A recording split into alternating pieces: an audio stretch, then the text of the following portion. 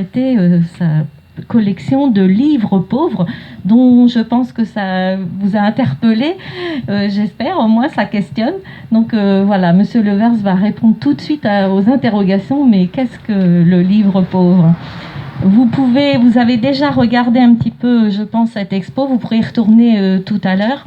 Il y a aussi un très beau livre aux éditions Gallimard, vous pourrez le feuilleter. Daniel Levers a édité un très beau livre chez Gallimard sur justement le livre pauvre, parce que c'est vraiment the spécialiste du livre pauvre. Et puis, je voulais dire, en plus, on a été gâtés, parce que cet après-midi, on vient de recevoir une journaliste nous avait contacté. Et puis, dans la revue Arts et métiers du livre, on a un très bel article sur la Biennale, et puis sur Daniel Levers. Donc, on est vraiment très fiers, hein, voilà, on va le dire après tout. Donc, voilà. Et puis, je remercie aussi les artistes aussi présents, le public, notre public fidèle, nos élus, les artistes présents ce soir, et Coco Texèdre, qui est aussi une artiste qui avait déjà participé à une biennale il y a quelques années, qui a accompagné Monsieur Levers, qui s'est déplacé spécialement pour nous. Donc voilà, allez, la parole à Monsieur Levers. Merci. Bon, il faut que je sois... Oui, c'est la première fois. Oui. Je fais partie des claustrophobes qui détestent ça, mais enfin bon, on le met quelquefois. Mais si on me donne la permission, j'en profite, oui. Et donc j'en profite quand même quelques petites secondes pour remercier Monsieur le maire, parce que bon, je suis tout à fait en affinité d'idées aussi avec Monsieur le maire, et ça ne m'étonne pas qu'il soutienne la culture, hein, parce que c'est capital, oui.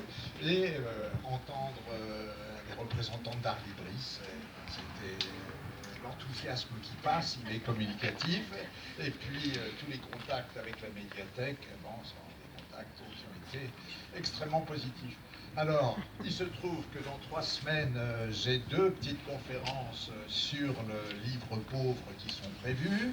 Donc, je ne vais pas vous assommer d'une conférence aujourd'hui, mais je vais essayer de dire en 5-6 minutes ce qu'est le livre pauvre, parce que c'est quelque chose qui interpelle. Bon, c'est un concept que j'ai créé. Je vais vous dire pourquoi. Enfin, d'abord, le livre pauvre, l'appellation est totalement provocante et fausse. Parce que, il ne s'agit pas d'un livre. Comme vous l'avez vu, il s'agit d'un feuillet très court qui peut s'ouvrir en 2, le plus 3, 4, 5, 6, 7, 8. Il y a les formes accordéon, il y a tout ce que... Mais c'est une feuille de papier choisie non pas dans les papiers les plus riches, mais dans les papiers qui permettent à l'encre et à la peinture de se marier sans qu'il y ait de catastrophe, parce qu'il y a des papiers qui boivent, bon. Alors, donc, c'est une feuille de papier. D'autre part, dire pauvre, la seule explicative pour pauvre, c'était que on pouvait faire pas mal de livres sans avoir à investir beaucoup d'argent.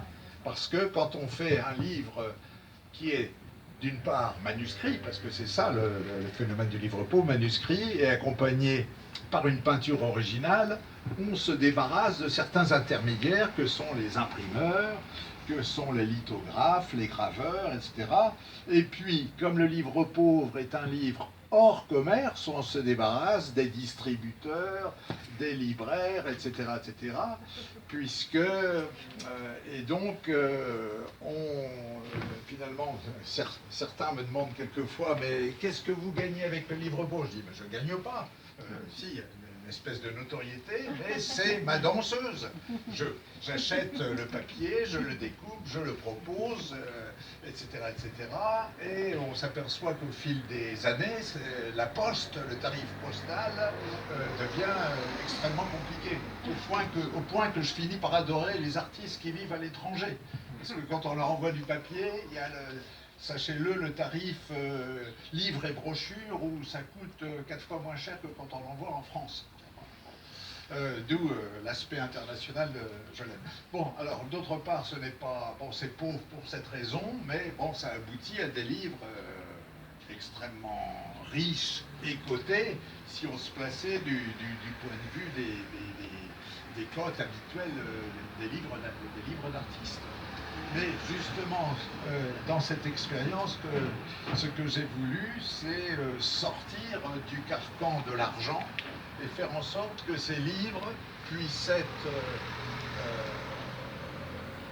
faire l'objet d'expositions nombreuses, être vus par tous et soutenus par des catalogues et non plus être, je sais que c'est le peintre Queco qui m'a prouvé là-dedans, il me dit bah oui, la plupart de mes livres ça termine quelquefois dans des coffres-forts, dans des trucs, on veut plus ça, ou bien c'est assorti de reliures très chères. Bon, le livre pauvre ne va pas du côté de la reliure, il y a quand même un côté assez janséniste et ce qui importe, bon, c'est donc le rapport entre le poète et le peintre, avec certains ont reproché parfois pourquoi ce recours à l'écriture alors que l'informatique est aujourd'hui capable de faire de telles choses.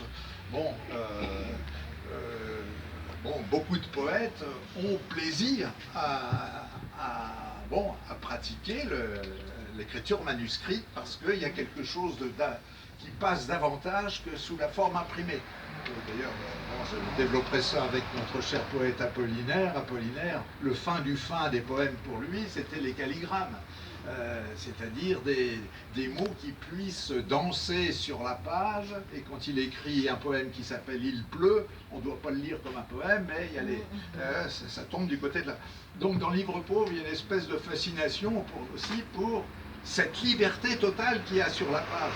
Parce que quand vous allez faire un imprimeur, voilà, il y a des règles, tandis que dans le Livre pauvre, un poète comme Henri Michaud le disait, c'est formidable d'être peintre, parce que quand on est écrivain, il faut qu'on commence en haut, qu'on termine en bas, là, tandis que le peintre...